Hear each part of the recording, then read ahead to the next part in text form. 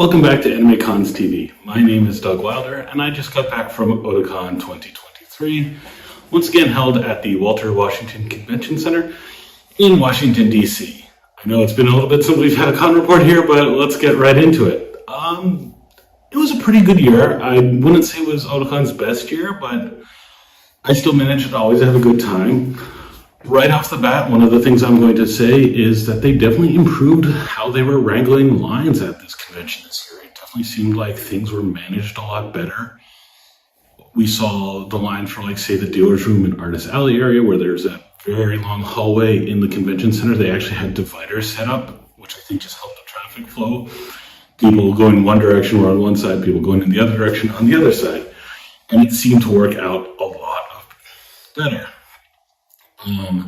One of the big things that they had this year was they had the company Big West, which is in charge of, like, primarily the Macross franchise and stuff like that. And this was their first time really having a real, not just kind of a panel or something, they had like a real presence outside of Japan, not just in the US, but outside of Japan. So they had a big booth at the dealer's room, things like that. They had a neat little exhibit of Macross stuff at the booth. Obviously, they are only promoting certain parts of Macross because this property continues to be an intellectual property quagmire on both sides of the Pacific, both in America and in Japan. But they had some neat stuff there. If you bought some merchandise from their booth, they had a little drawing where you could see what kind of pin you could get, which was a neat little thing. I saw people collecting them and trading them. And that was nice to do. It would have been nice if you could have been like, oh, I just want to buy this specific pin, but I understand that's kind of the draw of, you want to get blind one, so you try and trade with other people. They had like Shigeru Maki, Hidetaka Tenjin, Oji Kawamori, and her as guests, and they had a couple panels together. One of the things I really noticed about the panels that they were on, like they were on a kind of designing mecha panel together, is even though they were going through a translator for the crowd, they seemed to play off of each other really well. They interacted well with each other. They could have known each other for a while. And that dynamic was really nice to see. And you don't see that too often with Japanese creators at conventions. Usually it's only like one, or if there's more than one, they don't really bring them together because they haven't worked together that much. But this, they seem to really talk well together and just got a good dynamic. Overall, I was a little mixed on the panel content at the convention, and just panels in general, I feel like needs a little bit more attention. I won't say it's completely broken, but there was definitely some things I thought were a little questionable. One of the things I noticed was they didn't have a dedicated tech staffer for every room, including, I mentioned that panel with all the people that worked on Macross and other mechanical designs. They didn't have a dedicated tech staffer there, and for setting up, and these are VIP guests, not doing it. And they also was some nosebleed, ironically, from the idle space next door in this one room. So I think it's one of those things that I think Otakon needs to push a little bit more of getting people, dedicated staffers, one person in their room at all times for tech. And I know it's a lot more manpower, but I think you avoid some of these issues that people were having with that. And I understand having someone at the setup is one thing, but things can happen. Computer can have a hiccup and everything. So I think they need to have a better dedicated tech staffer for each one, especially for big content or big rooms and stuff like that. Some of the other stuff that was just really kind of weird was a lot of the scheduling for panels just seemed to not make sense. There was content about giant robot stuff or mecha that was against each other, which I am all for having more of that, but I don't like having seen stuff where you're competing with each other, because one, people often want to go to both those panels. If they're going to go to one, they're going to want to go to the other. But also, then the people that aren't interested in that content, that gives them fewer options of things to check out. We also saw Yuri versus Yuri and Bike characters panels against each other, things like that. I went to one panel about like it was like Humpbags 101 or something like that. I'm forgetting the name at the moment. And this presenter felt a little disorganized, like they were just kind of laughing off, like having a lot of in jokes with their stuff like that, and like they didn't do a very good job of introducing themselves. Like they said, "Oh, I've been going to cons for 10 years and stuff like that." Oh, and I am God, and a lot of people just the joke kind of fell flat and it didn't make sense. And I actually left the panel because I just felt like the information wasn't being relayed. There was too many tangents, and like I said, there was in jokes with their co-panelists. And then they just said some stuff that wasn't true. Like they said, "Oh, well, 10 years ago there weren't cosplay repair stations at conventions." And I hate to be that guy, but I was at conventions 10 years ago, and I definitely remember several of them having cosplay repair stations. Even especially bigger ones like Otakon. Maybe they weren't as prominent as they are now, or things like that, but they definitely existed, and it just really felt off. I did go to one panel that was about anime in the Philippines, which was neat to see a little bit of like what became popular and things like that. Of course, Voltes 5 came up in discussion and things like that. It was just really good stories about how it's gotten into the culture in a country other than America and Japan, and that was really good. I will say the panel's speaking style needed a little bit of work, and I think that's just one of those things that keep doing what you're doing, just get practice, do it more often, and get used to presenting at cons. And I think they would this panel would be even better. So I hope that panelist keeps going and keeps improving. And I will just say, as someone who knows those panels themselves, I know that sometimes I look back at how I was years ago, and I've definitely seen like, oh, I could be so much better. I also learned a lot by watching other panelists and seeing how they organize and how they present, and that helped a lot. Again, one of the other disappointing like schedule ones was I went to a panel by Lauren Osiri and John Bowers. That was the Onsen one, which was really fun and really informative. And I like that. But again, they called it, it's a hot springs episode. And it was scheduled against a panel called, that's a baseball episode. So even though, yes, it's two different topics, it's like, there's the specific episode trope panel against the specific episode trope panel. And it didn't make sense. So moving on, one other panel that I enjoyed, but it was very strange, was I went to the Azuki, which is the digital manga company panel. And they've been around for a couple of years now, but so they're not the biggest name in the game right now, but they're significant and they're growing, and their industry. Their panel is scheduled to start, not start at 10:45 at night. So obviously, even though they're a digital, industry person, they did get a big crowd, and it was kind of disappointing that like this is an industry person not getting a decent slot. So that's some of the other stuff. I will say there was the train theme for the convention this year, and they did some good stuff with that.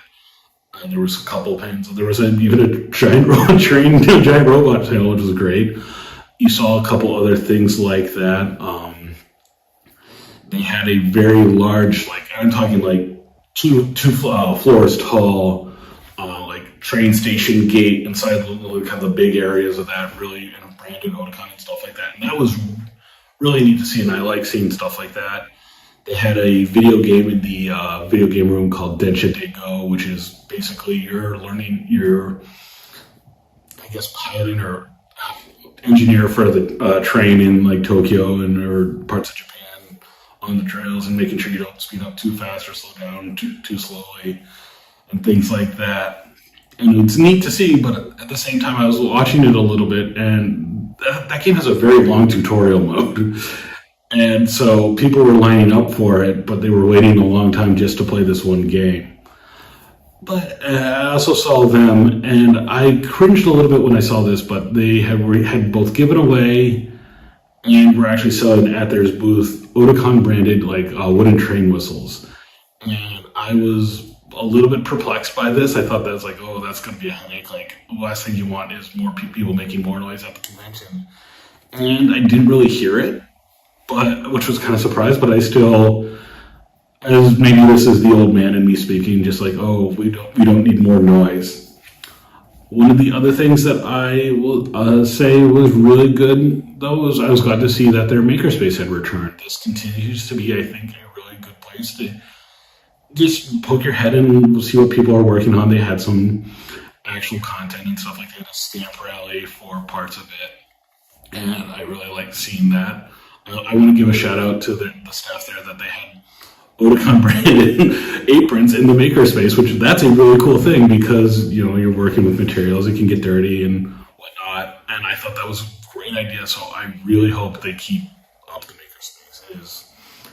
Even though I don't use it that much on my own, I think it is a very good thing to see, and I really hope they continue with it. So some of the other stuff I will say, once again, the dealer's room is always one of the better ones that I like. I think there's always a good mix of different kinds of vendors and stuff like that. But I did see some things that were a little strange. Other conventions promoting at Otakon, so they had a table and stuff like that. It was very weird that I saw some of them in the dealer's room, some of them in the artist alley, and some of them even in the video game room. It seemed very weird. I kind of wish they would just pick one location and stick with it. Ideally, I think in the dealer's room, there is enough space that you can do a good designated con row of that, but kind of keep it really consistent there. Because I think if you have a convention promoting another event, saying, hey, come see us at Otakon, and you're trying to figure out where that con is having their table, when it's 3 different possible locations, it gets a little confusion. I went to the artist alley and I saw a lot of good stuff. It's been very interesting to see how art has evolved and stuff like that. But one of the things that I kind of was a little, not even annoyed about, but just got a little tired of seeing is that there was a kind of a very similar color palette at a lot of vendors. Everyone seemed to be using that kind of the pink and teal, neon, pastel color palette. I'm not sure quite sure how to put it into words over and over again. And that's not that it's a bad style or these people are bad artists, but when you start seeing only that, you kind of wonder, well, I've already seen that, I've already gotten that. I would have liked to see a bit more variety from artists. I think the quality of their stuff was good and the variety of subjects was good. It was just this single palette of colors just kept coming up again and again and again. Of course, will I go back to Otakon? I continue to have a great time. It's been interesting to see how the con has grown into the Washington Convention Center space. I definitely talked with a few people that I know had gone to Otakon almost as long as I have. Some of them have been even going longer. And a lot of us have commented that the convention has kind of changed how it is in the Washington Convention Center versus how it was in the Baltimore Convention Center. The pulse has kind of evolved, and I don't think the change of venue is the only thing to blame for that. Some of that is we had the pandemic. Some of that is that the industry and the fandom continues to change, and so that some of that is unavoidable. Oh, speaking of the venue, I will just say once again, I didn't have a problem last year, but I did have it 2 years ago, and I had this problem again as I went into the AMV screening room, and for whatever reason, that room was just way too hot, way too muggy, and I couldn't get anything past the trailer section. It was just that uncomfortable.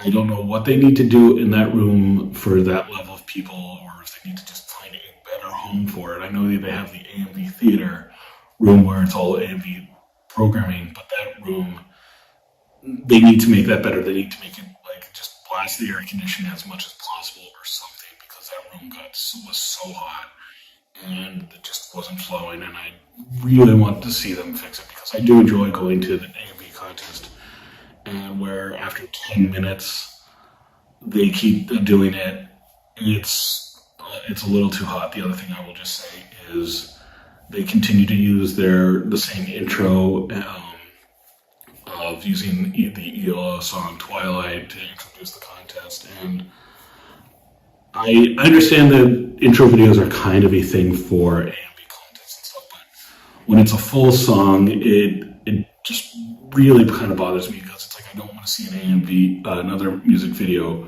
promoting the music videos.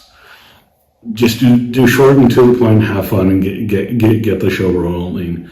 I think it's time to retire that. I'll be perfectly honest, guys. And I love AMVs at Otakon, but I think this is something that they need to move on from. Okay, now I'm going to really wrap up for real and say that I did still enjoy the convention. I still had a lot of fun. And I will be coming back next year. You guys can't keep me away. I have a lot of things. But last, I'll just close out. I was able to take some time during the convention and interview the convention president and talk a little bit about how Otakon has evolved and how things are going, and how they're feeling about this year and next year and stuff like that. So I'm going to wrap up here and just say thank you guys for watching. Let us know what your favorite parts of Otakon was, or what you're hoping that Otakon will do in the future. And we'll see you guys again soon.